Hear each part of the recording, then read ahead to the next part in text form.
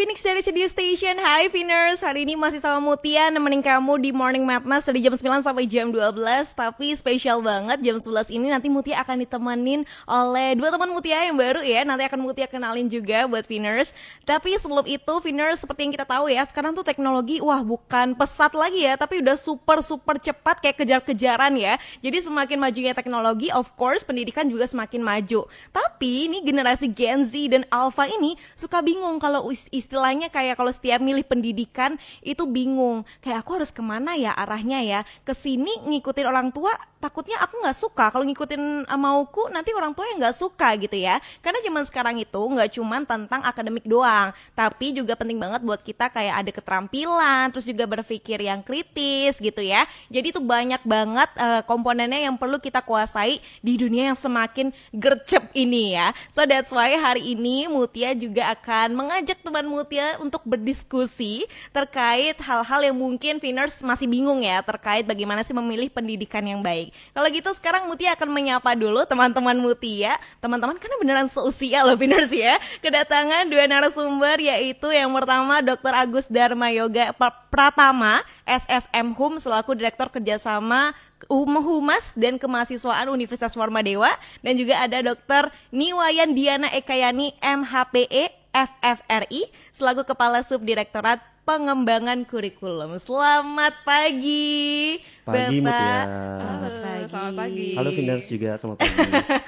Selamat pagi, inilah teman-teman Mutia. Kita kan seusia kan? Seusia. Iya. Para Gen Z ya. Hari ini kedatangan Bapak Agus dan juga Ibu Diana, yang hari ini kita akan ngobrol-ngobrol tentang kebingungannya Finers nih. Misalnya kalau milih pendidikan yang of course nantinya akan berdampak juga ke karir ya Bapak Ibu ya. Sebaiknya seperti apa sih gitu ya. Untuk awal-awal dulu nih mungkin Ibu, Bapak Ibu ya, kita akan ngebahas tentang merancang masa depan. Merancang masa depan itu bukan cuman kayak merancang istana pasir di pantai ya kan, karena dikit-dikit nanti jatuh gitu ya kalau ada ombak gitu. Tapi merancang masa depan ini harus penting untuk apa ya, diketahui segala komponennya. Nah, terkait dengan merancang masa depan sejak dini, kenapa sih itu penting untuk generasi muda saat ini? Mungkin Bu Diana bisa dibantu Bu untuk di spill. Oke, merancang masa depannya ya, merancang itu susah banget ya sebenarnya. Benar, Merancang masa Bu. depan, ke depan kita mau jadi apa, kita mimpinya mau jadi apa, begitu ya, mau jadi seperti apa profesinya. Nah, itu harus kita rancang sebenarnya di masa depan. Dan balik lagi, kalau seandainya kita ngomongin tentang masa depan kan biasanya dari anak SMA ya. Iya. Dari anak SMA kita masa depannya mau jadi apa, mau jadi profesi yang mana, pasti punya mimpi. Benar. Nah, kalau mimpi itu kan kita nggak bisa mimpi, habis mimpi bangun dari mimpi, tidur lagi, mimpi lagi, kan nggak bisa kayak gitu ya. Iya. Jadi kita harus take an action sebenarnya. Nah, salah satu actionnya ya pasti pendidikan. Kalau anak-anak SMA kan critical point ya, ini bingung nih mau kemana ya saya. Iya, Nah, ini harus dicek dulu passionnya apa sebenarnya, mau jadi apa. Gitu. Kalau passionnya bingung, nah itu susah. Tapi ketika sudah tahu passionnya mau jadi apa, contoh nih mau jadi dokter begitu ya, ya kita bisa langsung, oh ya mau jadi dokter, kita harus take stepnya apa begitu. Oke. Mau jadi dokter, oke saya pilih universitas yang mana. Oke. Jadi karena nggak hanya dokter ya, yang lain juga seperti itu. Karena kalau seandainya dunia kerja sekarang, mayoritas ya kita perlunya orang yang sarjana, lulusan sarjana ataupun Betul. sarjana terapan. Betul. Gitu. Jadi pasti perusahaan itu tahu perlu kualifikasi kita, kualifikasi pendidikan. Jadi itu tuh first step-nya ya untuk merancang masa depan. Oke, first step-nya adalah kita harus tahu diri sendiri dulu ya. Benar. Bagaimana passion kita, hobi kita tuh apa, mau kemana sih kira-kira gambarannya gitu. Walaupun sekilasnya emang belum jelas banget, tapi at least kita tahu passion kita gitu ya. Oke, terkait dengan passion ya Ibu ya, mungkin nanti Pak Agus bisa bantu menjawab. Terkait passion ini bahkan anak muda sekarang pun susah untuk tahu passionnya apa. Mungkin itu menjadi salah satu tantangan terbesar juga ya untuk pelajar Indonesia zaman sekarang gitu. Mungkin Bapak sekiranya Bapak yang dilihat apa sih tantangan terbesar yang sekarang dihadapi juga sama pelajar Indonesia? Mungkin selain passion mungkin ada yang lain nggak Pak kira-kira? Jadi sebenarnya kalau kita berbicara masalah passion tidak satu-satunya ya, karena kita berbicara yang masalah internal, yaitu passion sendiri dan eksternal. Jadi ketika kita memiliki passion sesuatu yang memang mendapatkan lingkungan yang mendukung, seperti kampus yang tepat, memberikan berbagai kegiatan, tawaran program sebagainya, maka dia akan bertumbuh dengan pesat. Dan jangan lupa ada satu faktor lain lagi yang eksternal yang harus kita perhatikan adalah market needs. Ada nggak kebutuhannya di situ dalam beberapa tahun ke depan ketika kita tamat nih? Atau masih diperlukankah yang skill seperti ini? Kalau misalnya perlu, harus dalam posisi yang seperti apa? Jadi harus ada additional skill lah, potensi-potensi tambahan, skill-skill kompetensi yang harus dikuasai. Jadi ini betul-betul harus difahami oleh pelajar kita. Dan yang paling penting, tidak ada proses rancangan yang instan. Oke. Jatuh sekali ya bangun lagi. Yang paling penting adalah bagaimana cara kita memetakan ya manifest juga bahwa ketika kita punya passion ini, benar seperti kata Bu Dokter tadi ya, kita harus memilih lingkungan yang tepat. Oke. Lingkungan yang dimana kita bisa belajar dan segala sesuatu rancangan kan belum tentu berhasil 100% sempurna ya. Betul. Ya ada kurang-kurangnya dikit, meleset dikit nggak apa-apa, that's okay. Jadi tentunya yang paling harus disadari oleh para pelajar adalah temukan passionmu. Kalaupun masih bingung, that's okay. Ya namanya juga masih mencari jati diri, dan passion itu juga bisa berubah atau bertambah. Ikuti perkembangan zaman, fahami kebutuhan market tidak hanya hari ini, tetapi di tahun-tahun berikutnya. Dan saya yakin itu akan menjadi sebuah hal yang sangat penting untuk diketahui dan dikuasai oleh para pelajar di seluruh Indonesia. Oke, bener banget sih. Tapi urusan passion ya Pak ya. Passion mungkin emang kita, misalnya udah tahu nih passionnya mau apa. Misalnya saya nih, saya suka ngomong nih, suka radio gitu. Mungkin, kayaknya masuk Ilkom bagus kali ya, kayak gitu. Jadi otomatis dari passion itu kita berharap kan juga mendapatkan pendidikan formal yang sama juga, sejalur dengan passion kita. Terkait dengan mungkin pendidikan yang ada di negara kita di Indonesia, apakah mungkin sepenglihatannya Bu Diana dan juga Pak Agus gitu ya, apakah sistem pendidikan kita tuh sekarang udah cukup nggak sih untuk mempersiapkan siswa dengan ribuan passionnya untuk menghadapi masa depan? Kira-kira gimana Ibu ya? Oke, kalau ditanyakan apakah cukup, jawabannya seharusnya cukup ya. Seharusnya cukup. Kenapa? Karena sekarang dari kementerian begitu ya, dari Kementerian Pendidikan Tinggi itu juga ada yang namanya satu paradigma namanya outcome based education. Jadi memang pendidikan kita itu disetting supaya mahasiswa atau lulusannya nanti itu mencapai kompetensi yang diharapkan. Jadi kita berproses merancang pendidikan itu seharusnya seperti itu.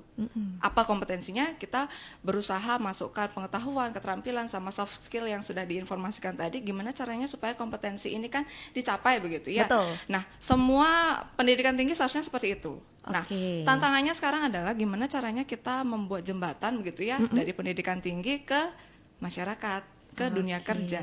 Karena kalau seandainya cuman sekedar teori aja ya percuma juga ya. Percuma. Jadi memang harus relate-nya seperti apa. Jadi kita terjunkan mahasiswa kita ke dunia kerja, ke perusahaan, kemudian untuk berprojek menyelesaikan masalah yang ada di masyarakat, itu adalah tantangan terbesar. Dan kita juga berproses ya ke sana ya, Universitas Warmadewa tetap berproses ke sana. Oke, zaman sekarang emang perlu banget namanya relatable ya Bu ya gitu. Karena beberapa orang juga mungkin melihat pendidikan universitas gitu ya, mungkin masih ada yang berpikir kayaknya susah atau gimana, nanti makin ribet nih, aku makin gak bisa kerja kalau bla bla bla kayak gitu. Mungkin masih banyak perspektif yang sekiranya nanti perlu kita bahas lagi. Phoenix dari Radio Station masih sama Mutia hari ini, dan tentunya Mutia sekarang udah gak sendirian kan. Tadi udah ngobrol-ngobrol juga sama Pak Agus dan Bu Diana. Kembali lagi kita ngobrol-ngobrol Bapak Ibu ya. Tadi kita udah ngobrolin tentang gimana sih strugglingnya ya, kalau zaman sekarang tuh bilangnya struggle pelajar Indonesia untuk menghadapi masa depan atau karirnya gitu ya. Sekarang kita akan ngebahas terkait Universitas Warmadewa, salah satu universitas di Bali juga yang bisa mewadahi passion kamu ya. Jadi kalau kamu ada passionnya misalnya kedokteran nih gitu, bisa banget nanti tanya-tanya langsung sama Pak Agus juga, dan juga Bu Diana. Nah sebelum itu Bapak Ibu, saya mau nanya ini, tagline-nya Universitas Warmadewa kan Designing the Future, mendesain masa depan. Nah, gimana sih kira-kira arti dari itu, dan mungkin perannya Unwar sendiri nih untuk membantu mahasiswanya itu menemukan potensi dirinya dia sendiri gitu. Ya, kalau kita berbicara masalah designing the future, itu kan sebenarnya seperti kanvas ya, dan si pelukis ya. Jadi kita tidak bisa memaksakan sebuah warna yang kita inginkan untuk dilukis.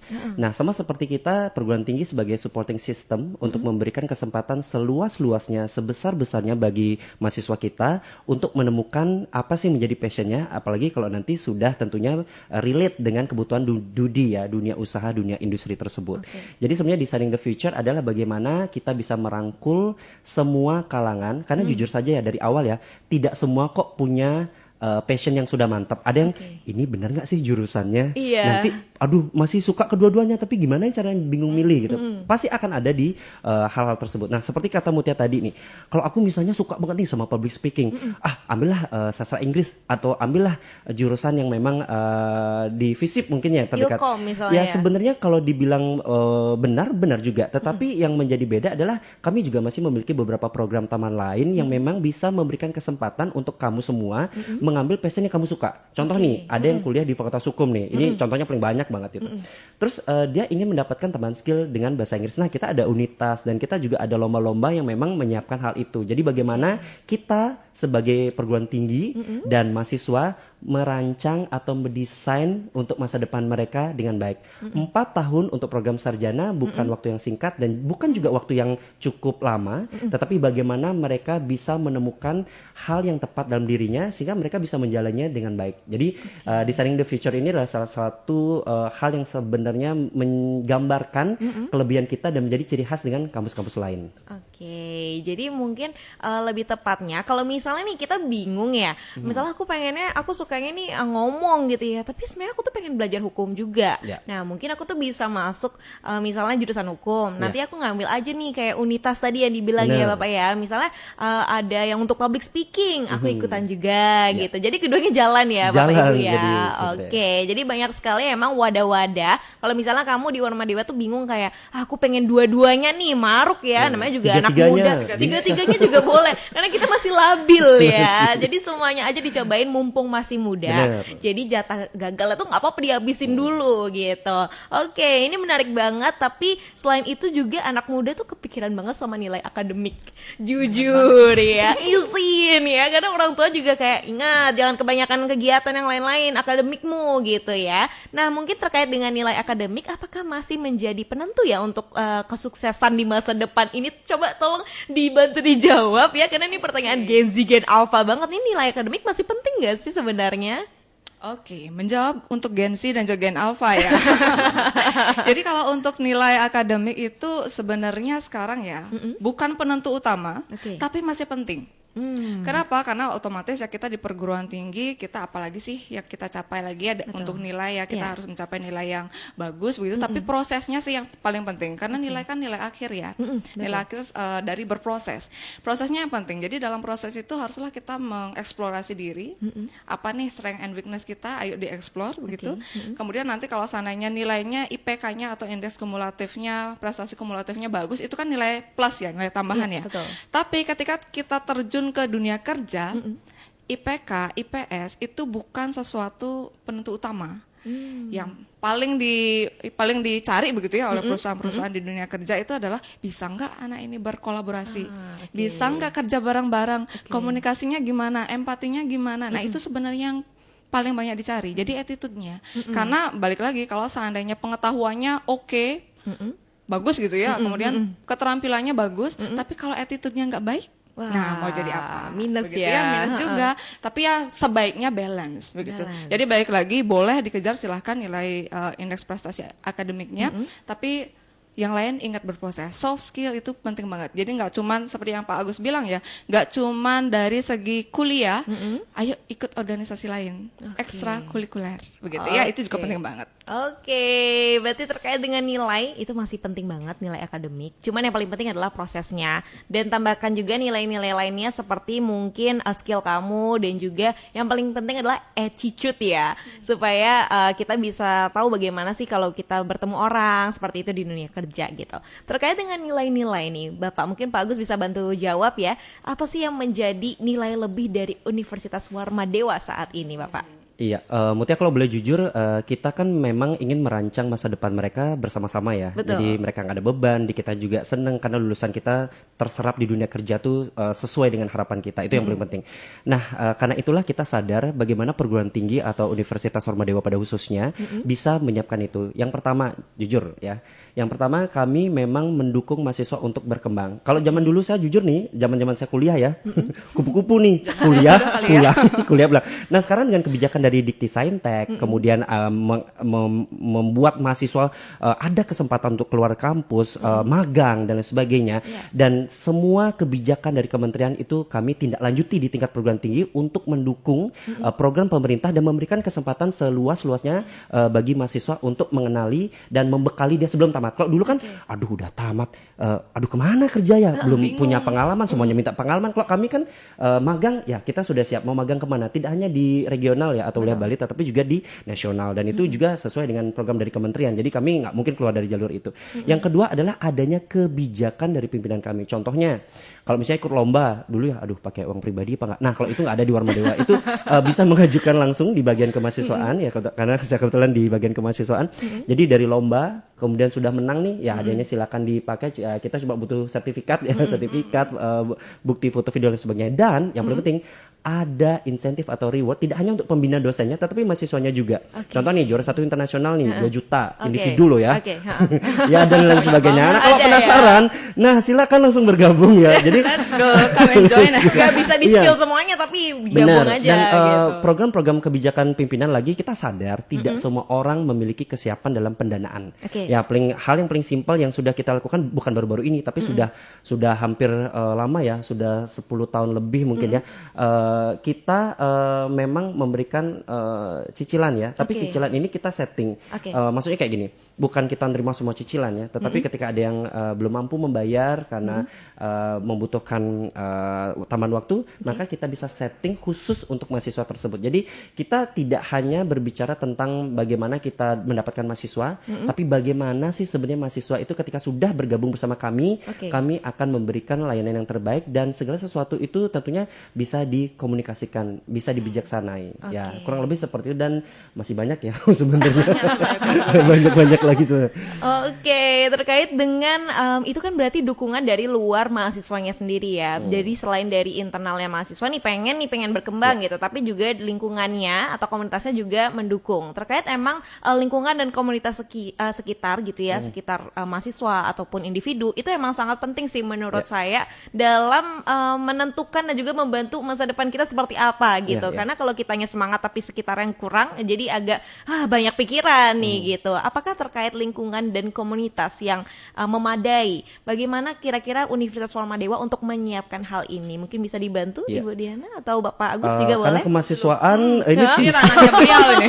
Ini dia kemahasiswaannya. Tentunya kalau kita ingin menjadi mahasiswa aktif yang tidak hanya berkegiatan dalam kampus, pasti ada dispen ya. Contoh nih ya, bagaimana sekarang pertanyaannya lingkungan itu dapat mendukung perkembangan dari mahasiswa. Jadi dengan adanya satuan kredit, mungkin kalau di kampus lain namanya SKP, kita namanya SKKE ya. Jadi adanya surat permohonan dispensasi, kita support dari rektorat, asalkan memang ada bukti ikut lomba, ikut kegiatan apa, dan prodi juga akan membijaksanai dan tentunya tidak akan menghambat, justru mendukung, karena ini adalah salah satu nanti indikator keberhasilan kinerja prodi yang harus dilaporkan tiap tahun. Nah, jadi kalau berbicara lingkungan, tidak hanya di tingkat prodi atau dosen pembimbing, tetapi juga di tingkat teman-teman nih atau di unitas. Nah, unitasnya tidak hanya berkaitan dengan minat dan bakat ya, tetapi ada memang kelompok beasiswa-beasiswa yang kita bentuk unitas juga atau organisasi juga. Ya, contohnya teman-teman mungkin sudah tahu tentang Gen B ya. Ya, di kampus kita juga ada Generasi Baru Indonesia, dan tentunya dari Bank Indonesia. Tetapi mereka tidak hanya terfokus tentang bagaimana menjalankan atau mensosialisasikan program-program dari Bank Indonesia, tetapi bagaimana mereka juga dapat berkontribusi aktif di kampus. Nah, sama juga seperti KIP kuliah dan beasiswa lainnya, kita banyak, bahkan ada beasiswa yayasan. Nah, satu lagi nih beasiswa yayasan. Jadi bagaimana lingkungan itu mendukung tidak hanya dalam mental, finansial juga, dan sehingga mereka ketika ingin memiliki performance yang lebih dari mahasiswa yang biasa, yang cuma ya kalau ada yang bekerja nggak apa-apa, tapi kalau ada yang memang punya waktu luang dan ingin mengembangkan diri, kita pasti support secara administrasi dan sebagainya, sehingga mereka tidak ada beban lagi, aduh ikut lomba bolos mata kuliah ini, enggak.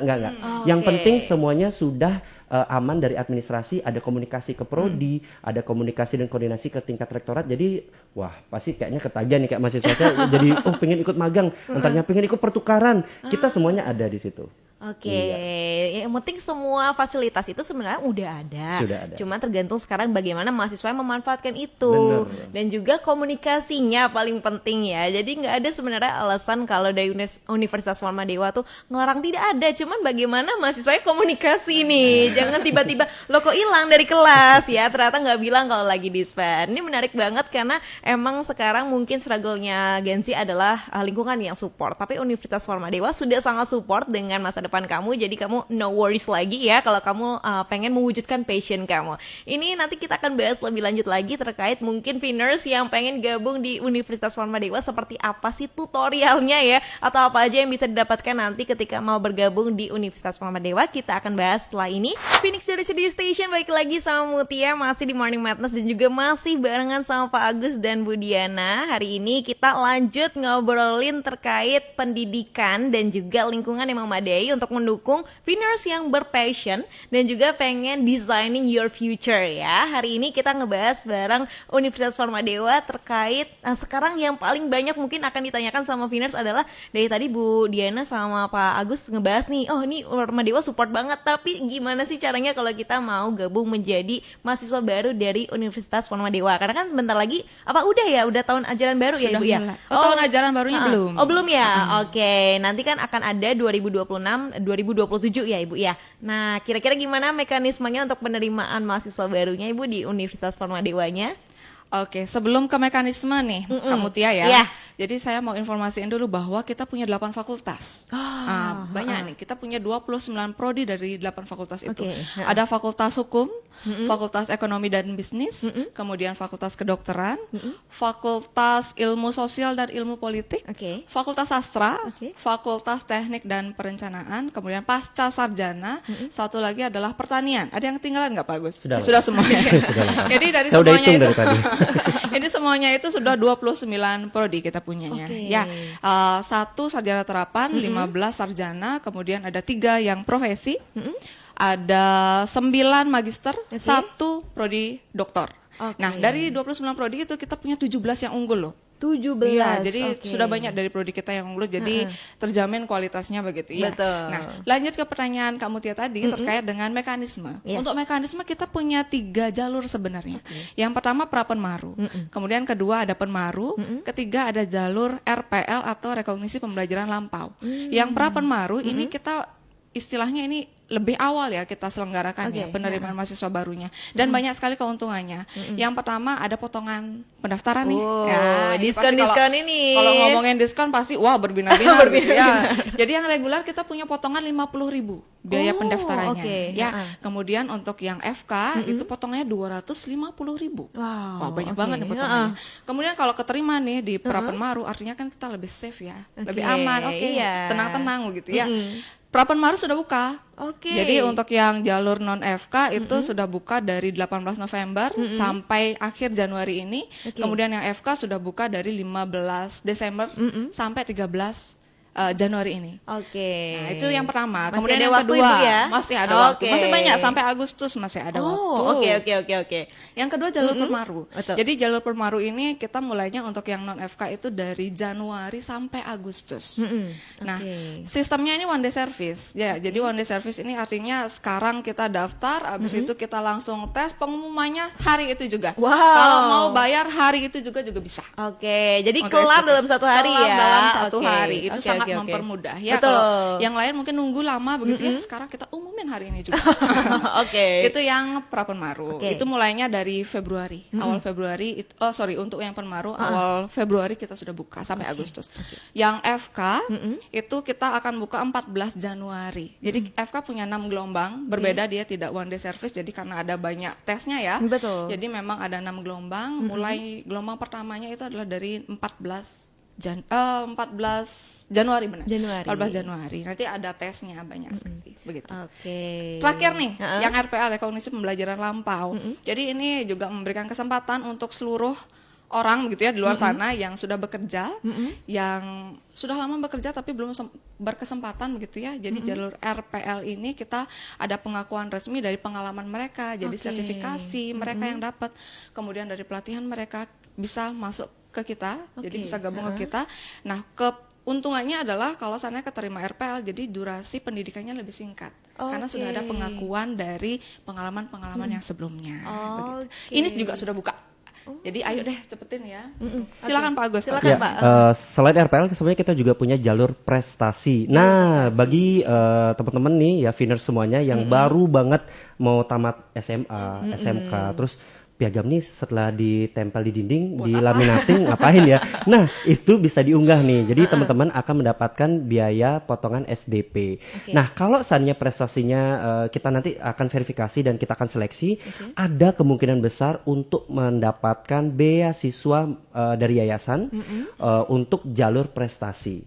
Nah, jadi kalau misalnya prestasinya dari juara kelas, kemudian juara umum, tingkat kabupaten kota, provinsi, bahkan nasional atau internasional, akademik, non akademik, dikumpulkan saja, jangan sampai hilang. Kemudian itu bisa diunggah. Nanti tim dari bagian Penmaru juga akan memverifikasi dan akan memberikan, oh yang ini prestasinya sekian bobotnya dan ini bisa diajukan untuk beasiswa yayasan untuk mahasiswa berprestasi.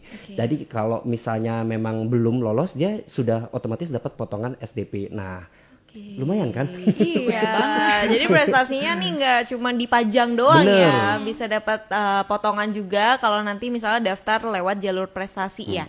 Berarti tadi totalnya ada 4 ya jalurnya ya? Yang ketiga tuh jalur khusus ya, RPL dan prestasi itu khusus karena dia tanpa tes sudah kita bisa, dan ini adalah salah satu bentuk filterisasi kita untuk penjaringan bibit-bibit sehingga nanti yang mereka ini akan kita arahkan ke unitas terkait. Jadi bagaimana mereka bisa mempertahankan atau meningkatkan prestasi mereka selama menjadi mahasiswa aktif. Jadi yang berprestasi ini sudah ada wadahnya juga nanti ya. Sudah siap langsung. Kita langsung pendataan ke tingkat prodi. Tapi semisal si yang berprestasi ini mau yang lain boleh ya Pak ya berarti ya? Misalnya dia juara MC nih atau juara MC tapi dia kayaknya sekarang mau nyoba unitas yang lain, itu boleh nggak ya? Nggak apa-apa, karena kebijakan di bidang kemahasiswaan boleh memilih lebih dari satu. Ya, asalkan tidak membuat nilai akademiknya jeblok. Tapi yang paling penting adalah karakter sih sebenarnya ya. Pintar-pintar manage waktu juga ya Pak ya. Yang pintar-pintar manage waktu itu penting banget. Kalau misalnya kita mau ya namanya juga maju ya, harus banyak yang kita bukan korbankan sih, lebih ke emang harus capek ya. Capek kalau mau maju, banyak ya emang harus capek. Begitulah kehidupan ya. Ada effortnya. Dan satu lagi Mutia, yang kita mau tambahkan sebenarnya kami di sini tentunya sudah sangat memperhatikan kualitas atau mutu kita, dan itu juga terbukti dari beberapa pihak eksternal yang sudah memberikan pengakuan seperti dari Asian University Network Quality Assurance atau AUN QA, dan kita sudah ikut dalam sertifikasi itu, dan kita lagi menyiapkan beberapa program studi untuk tindak lanjutnya dalam waktu dekat. Yang kedua adalah kita sudah masuk dalam Time Higher Education Impact Ranking 2025 dan boleh saya langsung sampaikan. Jadi kita di peringkat 1501 plus dunia. Jadi ini tidak semua kampus juga berhasil masuk di situ karena ada beberapa penilaian. Terima kasih semuanya. Jadi bagaimana kampus tidak hanya fokus kepada pendidikan mahasiswa, tapi bagaimana seperti yang digaungkan oleh Dikti Sainta adalah kampus berdampak. Jadi bagaimana perguruan tinggi dapat memberikan kontribusi untuk SDGs. Nah, jadi seperti kita bilang tadi, kita nggak hanya fokus di dalam tapi juga keluar, tidak hanya mahasiswa tapi lingkungan sekitar. Dan begitu juga dengan program-program kemahasiswaan yang memang tidak hanya berada di dalam kampus buat kegiatan, tetapi mereka juga dalam bentuk pengabdian dan lain sebagainya. Dan kalau kita juga bisa lihat di tingkat Asia, di Asian University Ranking, kita di Asia itu di peringkat 223, di nasionalnya 42, provinsi Bali 3, dan di Bali untuk program untuk universitas swasta itu 1. Wow, sekali lagi kita kasih applause dulu untuk Universitas Warmadewa, luar biasa ya. Jadi selain tadi satu yang paling penting saya notes adalah nggak cuma berdampak untuk di dalam tapi juga di luar gitu. Nggak cuma untuk memajukan mahasiswanya aja secara individual, tapi mempersiapkan juga bagaimana mahasiswa ini berdampak juga untuk orang-orang sekitarnya. Karena yang paling penting adalah sebenarnya gimana kita tuh bisa berdampak positif lah ya untuk lingkungan kita, menyebarkan hal-hal yang baik juga. Oke, ini menarik banget, dan mungkin yang banyak akan ditanyakan juga, apa aja sih yang harus disiapkan ya Bapak Ibu ya kalau mau daftar di Universitas Warmadewa biar keterima nih, saya harus ngapain nih supaya udah pasti nih saya keterima. Kira-kira gimana Pak Bu? Yang pertama, niat. Niat. Niatnya nih gimana? Kalau memang mau ini ya mau lanjut gitu ya, kita harus iya. siapkan niat dulu, siapkan mental, jiwa dan pikiran, Betul. semuanya harus siap dulu. Passionnya mau kemana, kalau belum tahu, ayo dieksplor dulu ya kira-kira mau kemana, minta pendapat ke sekian banyak orang, enaknya kemana sesuai dengan market tadi. Oke. Yang kedua tentu siapin tesnya, karena kita ada beberapa tes ya. Cerita dulu nih untuk yang non FK. Jadi Oke. untuk yang non FK kita ada tesnya, tes CBT, computer tes based CBT. test. Oke. Jadi kita tesnya itu adalah tes skolastik, kemudian juga ada literasi untuk bahasa Indonesia, bahasa Inggris dan juga satu lagi matematika. Oke. Begitu. Kemudian yang untuk yang FK ini ada juga tes CBT-nya, kemudian ada tes wawancara. Oke. Nah, ada tes MMPI untuk psikotes begitu. Oke. Nah, untuk yang tes CBT-nya kan paling banyak tuh nanya apa aja sih yang keluar tesnya begitu ya. Kalau untuk yang FK itu tesnya adalah tes dari biologi, kimia, kemudian ada juga matematika, Oke. tes skolastik ada juga dan bahasa Inggris gitu. Oke. Jadi ayo buku banyak kayaknya ya. Jadi Iya. kalian bisa pelajarin tuh, Venus bisa pelajari, yang mau ikut gabung sama kita yuk dipelajari, tenang aja nggak usah khawatir, dicoba dulu ya supaya nanti kalau seandainya bisa lolos kan kita bisa gabung ya, ketemu sama kita-kita di sini ya. Venus. Iya, ketemu lagi nih. Kalau sekarang cuma dengerin suaranya, nanti ketemu orangnya langsung ya. Pak Agus dan Mbak Diana, silakan Pak. Ya, kalau boleh saya tambahkan Mutia, sebenarnya kita pada prinsipnya adalah ingin memberikan kesempatan yang sama untuk seluruh generasi muda untuk melanjutkan pendidikan. Makanya kami dari Universitas Hormadewa sebenarnya memberikan kesempatan juga bagi teman-teman yang mungkin tidak terjangkau di lokasinya, karena di jujur aja di Indonesia bagian timur beberapa memang tidak bisa terjangkau untuk sinyal dan lain sebagainya, bahkan tidak ada device atau alat untuk melakukan tes CBT tersebut. Betul. Dan ketika hal itu terjadi, kami juga melakukan kerjasama dengan dinas-dinas terkait dan alumni yang menjadi kekuatan besar kami di masing-masing provinsi di daerah asalnya untuk menyampaikan informasi ini, sehingga tes yang memang tidak bisa dilakukan secara online di beberapa daerah cukup dalam atau di perbukitan, maka kami juga ada melakukan kunjungan. Jadi kita lakukan tes serentak. Jadi bagaimana intinya masyarakat memiliki akses yang sama, informasi dan juga untuk tes-tes, sehingga apapun yang menjadi kendala-kendala itu bisa disiasati. Makanya bagi teman-teman yang dari seberang pulau itu dia nggak usah ikut tes ke kampus ya, tunggu pengumuman lolos. Bahkan tes beasiswa untuk KIP kami lakukan secara soft copy dan kami lakukan interview secara daring. Oke. Jadi kalau udah lolos ya baru berangkat gitu. Oke.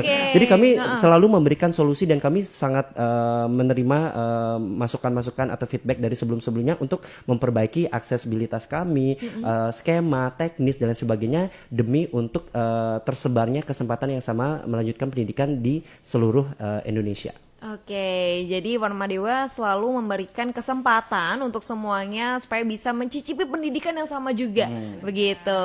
Oke, sebelum mungkin kita tutup obrolan hari ini, mungkin Bapak Ibu ada tambahan, mungkin pesan buat Veners gitu ya, yang baru tamat SMA atau mungkin nih agak telat masuk ke kuliahnya, kan nggak apa-apa juga ya Tidak daftar. Nah, mungkin ada saran atau pesan untuk Veners, silakan Bapak Ibu. Ya, dari saya dulu ya, Bu Dokter ya. silakan.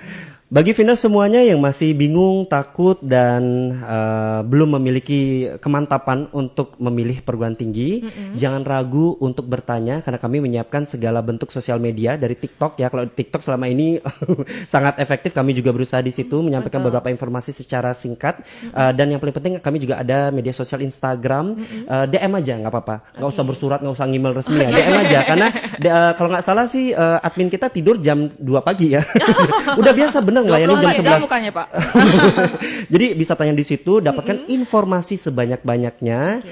Yang paling penting adalah ketika ada kendala itu kita bisa komunikasikan dengan baik. Jadi jangan takut untuk bertanya, jangan takut untuk menghubungi kami. Dan yang paling penting adalah pastikan tempat Anda melanjutkan pendidikan adalah tempat yang dapat memberikan Anda tumbuh kembang secara maksimal. Dan yang paling penting adalah bagaimana Anda menjadi sukses. Itu adalah salah satu bentuk kepuasan kami. And let's design the future together. Oke. Kalau dari Bu Dokter Dari nih, Ibu boleh. kira-kira ada? Ya, kalau dari saya intinya Veners semuanya akan masuk ke Universitas Hormadewa tidak bakalan menyesal. Kenapa? Karena kita sudah ya menyiapkan segalanya ya, dari fasilitas, kemudian kemudian dari dosen-dosennya juga seru-seru banget. Oke. Apalagi nanti kalau dapat teman-teman ya kakak kelas dan lain-lain itu pasti bakalan seru banget. Oke. Dan pastikan juga memilih kampus yang terakreditasi begitu ya, dengan prodi-prodi dicek dulu. Karena kita punya website itu jelas banget di sana. Betul. Kalau mau tahu informasi tentang prodi apa aja kan banyak tadi ya, 29 prodi itu tidak akan tersebut satu-satu di sini. Jadi silahkan dicek di websitenya Venus. Kalian bisa explore dulu prodinya yang terkait, kalian minatnya yang mana, ayo gabung sama kita, intinya pasti nggak bakalan nyesel. Oke. Pantun boleh? Boleh banget. Penutup ini ya, saya mau kasih pantun dulu. Oke. Wah, ini agak grogi nih ngasih pantun ya. Mulai ya kak ya? Iya, nanti saya cakepin. Cakep, oke. Ikan hiu lompat ke rawa. Cakep. Jangan galau, ayo gabung ke Warma Dewa. Mantap. Pantunnya udah berapa hari yang lalu Iya, dipelajari? udah disiapin. Ini saya ini mau balas pantun, saya belum ada nih. Oke. Oke, terima kasih banyak untuk Pak Agus dan Bu Diana udah ngobrol-ngobrol sama kita. Dan Piners, kalau misalnya kamu mau bergabung menjadi keluarga dan mahasiswa baru di Universitas Warmadewa, ingat tadi adminnya udah buka 24 jam, jadi langsung aja bisa di-chat di Instagram ataupun di TikToknya, boleh banget. Dan tanya-tanya lebih lanjut ya. Kalau gitu terima kasih banyak Piners yang udah dengerin Mutia hari ini juga, bareng ngobrol-ngobrol bareng teman-teman dari Universitas Warmadewa.